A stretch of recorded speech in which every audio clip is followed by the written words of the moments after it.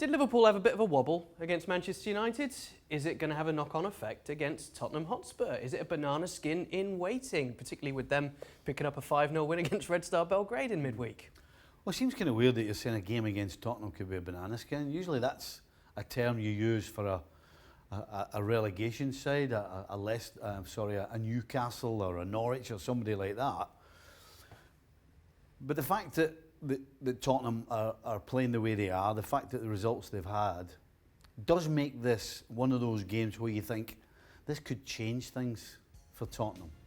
At the same time, you've got to say that Liverpool, whenever they've played in big games over the last 2 years in particular for me, they've always answered the bell.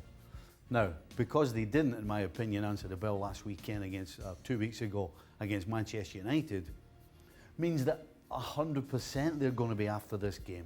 They're at home. You know they're going to squeeze the life out of Tottenham.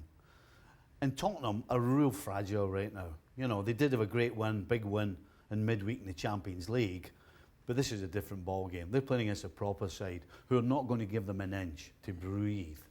And so I really can't see anything other than a Liverpool victory. What did you make of Jurgen Klopp's comments after their Champions League win, as impressive as it was in terms of the scoreline at Genk? He wasn't particularly happy with the performance. Do you think that there was something in that, just trying to get an early shot in there to try and get the lads sort of ready for the game at the weekend? I think there's a bit of that. I also think he's a guy that tells the truth. And the truth is that although Liverpool have been winning games this season, they haven't been at their best for some time. And it's not something that you can just turn around with a flick of a switch or a snap of the fingers.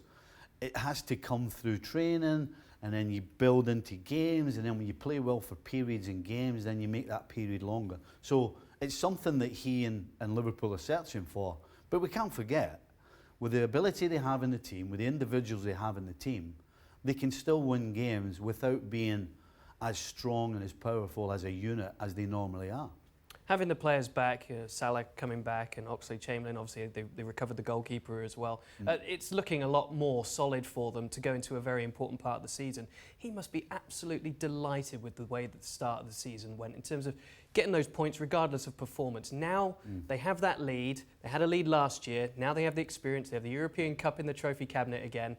They must be feeling really confident about seeing this through for the rest of the campaign. Yeah, I would imagine that Klopp's not talking about anything other than the next game, the next game, the next game.